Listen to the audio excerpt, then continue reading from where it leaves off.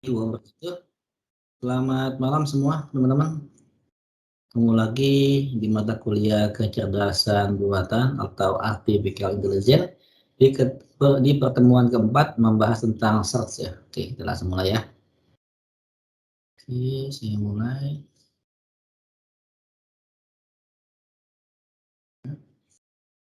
Lanjut.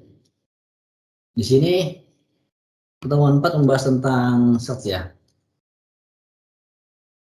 Nah, di sini hal yang penting dalam menentukan keberhasilan sistem kecerdasan buatan adalah kesuksesan dalam pencarian. Maksudnya dia mencari apa yang dialgoritmakan atau dischedulekan otomatis. Pencarian suatu proses solusi dapat dari suatu permasalahan melalui sekumpulan kemungkinan ruang keadaan atau state space ya. Ruang keadaan merupakan suatu ruang yang berisi semua keadaan yang memungkinkan. Untuk mengatur performance di metode pencarian terdapat ada 4 kriteria yang akan digunakan. Yang pertama, completeness adalah apakah metode tersebut menjamin penemuan solusi jika solusinya memang ada. Yang selanjutnya yang kedua, time complexity, berapa lama waktu yang diperlukan. Jadi lamanya waktu itu juga harus dipertimbangkan karena nanti ketika lama atau tidak sesuai dengan apa yang di request oleh si user, nah itu bisa menjadi suatu pertanyaan teman-teman. Oke, sebentar. Dulu.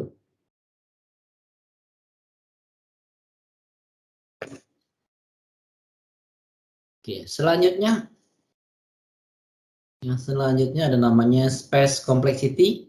Berapa banyak memori yang dibutuhkan? Jadi untuk menampung suatu algoritma atau suatu database yang memerlukan yang namanya kecerdasan buatan atau artificial intelligence atau mungkin solusi dari suatu permasalahan yang akan diciptakan, itu diperlukan yang namanya size atau mungkin memori yang sangat besar ya. Selanjutnya ada namanya, tapi sekarang yang namanya space itu sudah semakin besar dan semakin kecil ya. Kayak udah ada SSD ya, itu kan lumayan gede ya. Selanjutnya namanya optimality. Apakah metode tersebut menjamin menemukan atau solusi terbaik jika terdapat yang namanya beberapa solusi berbeda. Nah, ini pencarian atau pelacakan merupakan suatu teknik untuk menyelesaikan permasalahan. Jadi harus menyelesaikan masalah, bukan menambah masalah dalam bidang kecerdasan buatan atau artificial intelligence. Teknik dasar pencarian adalah memberikan suatu kunci bagi banyaknya sejarah menyelesaikan yang penting dalam bidang kecerdasan buatan. Contohnya beberapa aplikasi menggunakan teknik pencarian.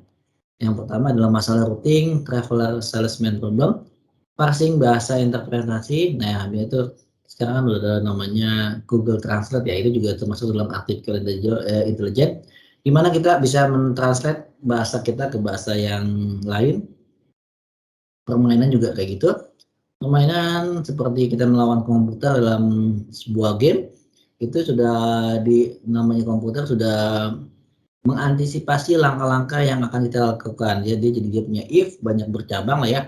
Ketika kita contohnya main bola atau PES, ketika kita menendang dia mungkin nanti ada namanya blok kanan kiri gitu. Logika pemrograman, pencarian fakta dan implikasi ini juga, pengenalan pola ini juga bisa nih, kayak yang namanya deteksi wajah ya, ketika kita membuka phone atau mungkin tablet.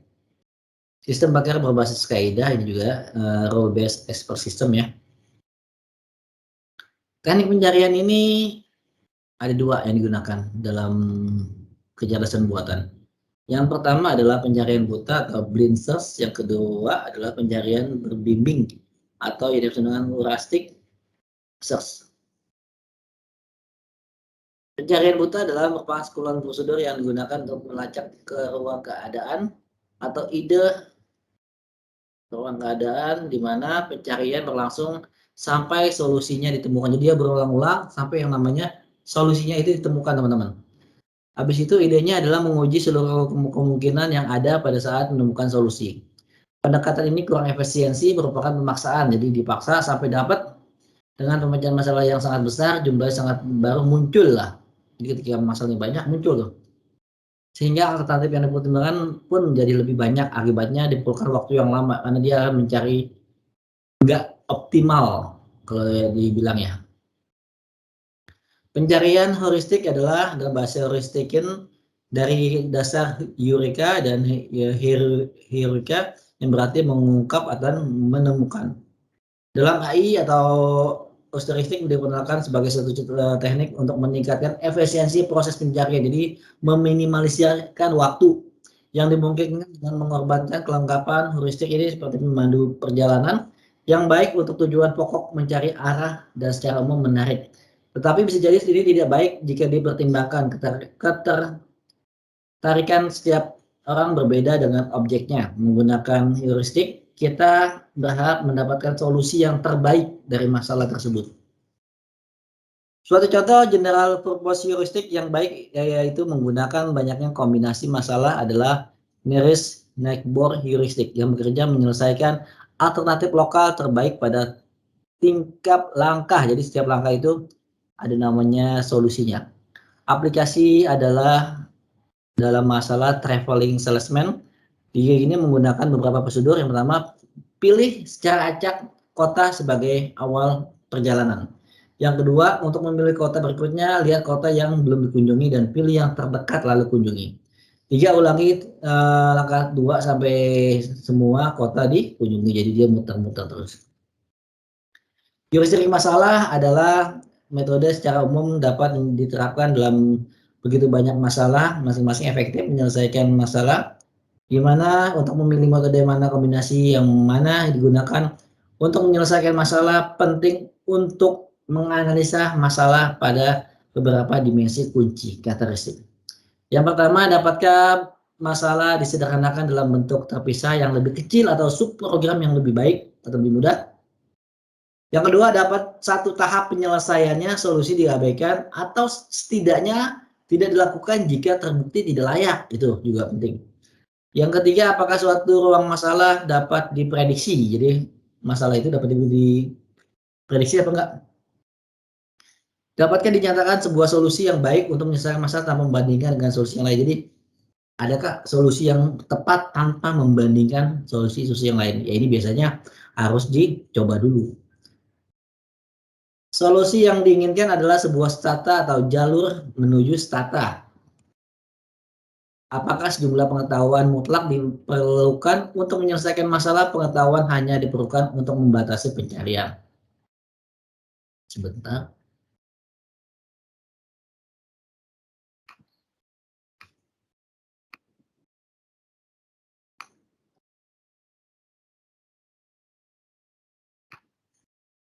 Takut recordingnya nggak jalan ya teman-teman ya. Selanjutnya, dapatkah komputer yang diberikan masalah tersebut memberikan solusi pemecahan masalah menggunakan interaksi antara komputer dan manusia? Nah, di sini ada namanya teknik search. Arah search dapat dilakukan maju, bermula dalam keadaan awal, mundur di awal dengan keadaan tujuan, atau mungkin topologi search-nya itu ada dua macam penggambaran problemnya, itu secara pohon tree dari atas ke bawah, atau graf berarah dan graf tidak berarah. Di sini ada beberapa metode search yang akan dipelajari. Yang pertama first search atau the first search dan generate and test, hill climbing dan best first search. Pencarian buta 1.2, pencarian heuristik 3, 4, 5 ini dibagi ya. Yang pertama ada namanya BFS. Ini algoritmanya. Saya ada contohnya. Saya ngambil dari struktur data, mungkin pernah dapat ya, dari materi semester 2 apa ya masalahnya. Nah ini ada dua teknik yang namanya DFS dan BFS yang saya bahas dulu ya. DFS adalah penelusuran dengan DFS graph tak berarah dengan melakukan pengecekan pada node kedalaman pertama. Jadi dalam pertama, nanti dalam berikutnya. Contoh, kita mau cari nih dari P1 nah itu harus ke kiri dulu, P1, P2, P4, P8. P8 naik lagi, habis itu P5, P2. P2 udah selesai nih. P5 udah selesai, sorry. Langsung ke sampingnya P6. P6 naik ke atas, P3, P7. Jadi dari kedalaman dulu kiri, nanti selesai itu baru ke kanan konsepnya. Ini membandingkan ketika P1 ketemu P1 ada jadi apa kasih angka 1, ketika nggak ketemu kasih angka 0. Nah, yang kedua namanya BFS. Tadi kan yang namanya DFS itu pencarian melalui pendasaran sebelah kiri ya, mendalam ya. Kalau BFS itu atau breadth first search atau BFS berbeda dengan BFS menelusuri dengan node. Jadi tingkat 1, tingkat 2, tingkat 3, tingkat 4 gitu. Nah, contoh kayak gini nih. Yang seperti kayak tadi tapi kita dari atas P1 nanti P2. P2, P3 selesai levelnya, masuk ke level berikutnya. Level berikutnya adalah P4, P5, P6, P7. Selesai, P8. Jadi yang namanya BFS itu secara tingkatan. Nah, jadi konsepnya kayak gitu ya. Ini konsep awalnya. Nah, ini dia, tinggal dilihat aja. Yang pertama, bentuk variabel dengan not list yang dijadikan variabel initial state 2 sampai goal ditemukan. Not list kosong, ambil elemen dengan not list, sebut E jika listnya kosong, quit jika belum. Untuk setiap cara di mana aturannya dapat dicocok dengan stata di E, lakukan gunakan aturan fungsinya. Yang kedua, jika stata dalam goal state, quit, return stata ini. Jika bukan, tambahkan stata baru. Ini tadi kan BFS itu kan levelnya 00, bisa itu sini 040, habis itu ini bejana, beda sama yang tadi 00, 40, 43, 00, 10. Jadi mendalamnya 03, 43, 00, 30. Kebaikan brute first search adalah tidak akan terjebak untuk menelusuri satu jalur tertentu, jadi dia gitu ya. Habis itu jika solusi memang ada, maka dijaminnya akan menemukan. Keburukannya memori lebih besar dan harus menyimpan simpulnya dari itu yang ditelusuri, jadi dia harus menunjukin semua itu. Harus menelusuri semua bagian tree pada level yang sama sebelum ke level berikutnya. DFS yang tadi saya bilang tuh secara mendalam ya. Initial state-nya, quit return-nya, jika bukan, lakukan sampel, sinyal, tentukan suksesornya. Jika tidak ada suksesornya maka sinyal gagal. Jika ada DFS ke E, sinyal initial state, jika sukses dihasilkan. Nah kayak gini nih, kan bawah ya, kayak dia. Itu kebaikannya adalah DFS membutuhkan uang memori kecil ya, karena dia kecil, hanya menyimpan, dapat menemukan solusi. Kurangnya terjebak pada jalur yang terlalu jauh. Jadi ketika kedalaman jauh, nanti dia terjebak dalam baru nanti ke berikutnya. Mungkin menemukan jalur panjang, solusi satu bagian ya. Nah, ini tadi yang saya bilang, harus ke bawah. Oke, ini tinggal dipelajarin aja. Oke.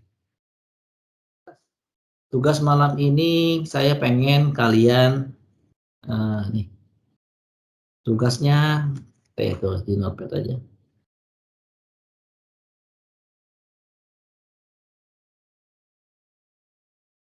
Tugas.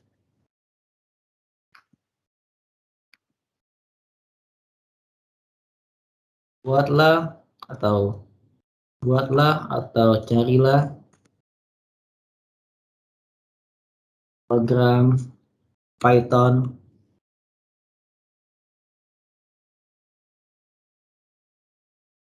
untuk metode search ya. Cari di apa namanya di Google atau di YouTube, nanti kamu copy paste, dilihat dulu, dijalankan di apa namanya, jalankan. Ketika hasilnya benar, silakan di copy paste. Buatlah, carilah atau program Python untuk mencari metode search ya. Nanti dikumpulkan malam ini jam dikumpulkan jam 20 sampai jam 23.30 ya. Seperti biasa, bikin program namanya, cari programnya, taruh di notepad atau mungkin di Word, save namanya, nanti di-upload di Google Form ya, nanti tinggal di-upload lagi. Oke, kalau ada pertanyaan sampai sini aja saya akhiri. Terima kasih. Assalamualaikum warahmatullahi wabarakatuh.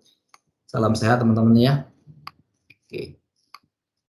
Salam sehat, semangat selalu.